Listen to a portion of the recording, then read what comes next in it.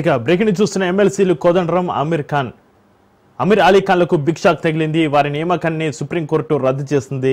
ఈ మేరకు తుది తీర్పు వెలువరించింది. కాగా వీరిద్దరూ తెలంగాణ గవర్నర్ కోట ఎమ్మెల్సీలుగా నియామకమయ్యారు. అయితే వీరి నియామకం అక్రమంగా జరిగిందని విచారణ జరిపి నియామకాన్ని రద్దు చేయాలని బీఆర్ఎస్ నేతలు దాసు శ్రవణ్, సత్యనారాయణలు సుప్రీంకోర్టును ఆశ్రయించారు. పిటిషన్పై విచారణ జరిపిన అత్యున్నత న్యాయస్థానం వారి నియామకం చెల్లదని తుది తీర్పు వెలువరించింది. ఇక ఈ తీర్పు సంబంధించి మరింత సమాచారాన్ని మా ప్రతినిధి సైదులు ఫోన్లైన్ అందిస్తారు. సైదులు, చక్రి సుప్రీంకోర్టు సంచలన తీర్పు ఇచ్చింది. ఎందుకంటే గవర్నర్ కోటాలో అప్పుడు బీఆర్ఎస్ పార్టీ అధికారంలో ఉన్నప్పుడు గవర్నర్ కోట ఎమ్మెల్సీలుగా కొందరు పేర్లు నామినేట్ చేయడం జరిగింది బీఆర్ఎస్ పార్టీ. అందులో ఒకరు దాసు శ్రవణ్, కుర్ర సత్యనారాయణ, ఇద్దరిని కూడా గవర్నర్ కోటాలో బీఆర్ఎస్ పార్టీ అప్పుడు నామినేట్ చేయగా అప్పుడు తెలంగాణ రాష్ట్ర గవర్నర్ గా ఉన్నటువంటి తమిళిసై సౌందర్య రాజన్ వాళ్ళిద్దరి నామినేట్ చేసినటువంటి ఎమ్మెల్సీలను తిరస్కరించారు. సో ఇక ఆ సమయంలో హైకోర్టును ఆశ్రయించారు దాసు శ్రవణ్, అదేవిధంగా కుర్ర సత్యనారాయణ. హైకోర్టు తర్వాత సుప్రీంకోర్టును కూడా ఆశ్రయించారు. అయితే ఆ యొక్క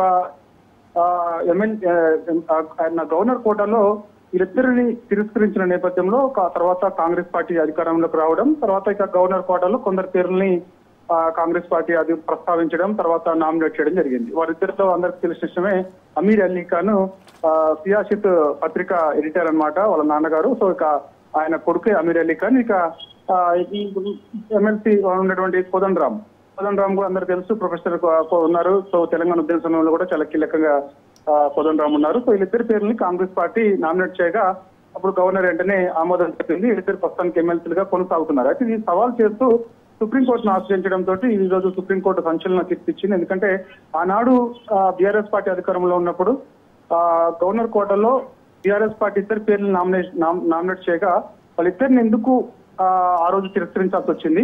ఇప్పుడు కాంగ్రెస్ పార్టీ అధికారంలోకి వచ్చిన తర్వాత వీళ్ళిద్దరి పేర్లు ఎందుకు ఆమోదించాల్సి వచ్చింది అనేది ఇక్కడ ప్రశ్న అన్నమాట. సో ఇక సుప్రీంకోర్టులో ఈ విషయాన్ని సవాల్ చేసినప్పుడు సుప్రీంకోర్టు సంచలన తీర్పు ఇచ్చింది. సో ఇక హీరింగ్ కూడా మరోసారి ఉంది. 17వ తారీఖు సుప్రీంకోర్టు హీరింగ్ ఉన్న నేపథ్యంలో సో ఇక తదుపరిగా ఏ విధంగా మరి తీర్పు వస్తుందో తెలియదు. కానీ స్పష్టమైతే మాత్రం సుప్రీంకోర్టు సంచలన తీర్పు ఇచ్చిందని చెప్పవచ్చు. మనకి గవర్నర్ కోటాలో నామినేట్ అయినటువంటి ప్రొఫెసర్ కోదండరాం, అమీర్ అలీ ఖాన్ నియామకం చెల్లదంటూ కూడా సుప్రీంకోర్టు కొద్దిసేపటి క్రితమే తీర్పు చెప్పింది. ఇక గవర్నర్ నిర్ణయంపై హైకోర్టు తర్వాత సుప్రీంకోర్టును ఆశ్రయించారు అప్పుడు దాసు శ్రవణ్. కాబట్టి విచారించిన తర్వాత చేశారు. 2024 ఆగస్టు 16న ఎమ్మెల్సీగా ప్రమాణ స్వీకారం చేశారు. ఎమ్మెల్సీకి ప్రస్తుతం అయితే కోదండరాం, అమీర్ ఖాన్ ఇద్దరు కూడా కొనసాగుతున్నారు. సో ఇక సుప్రీంకోర్టు తీర్పుతో 20 ఎమ్మెల్సీల పదవులు రద్దు అయ్యాయి.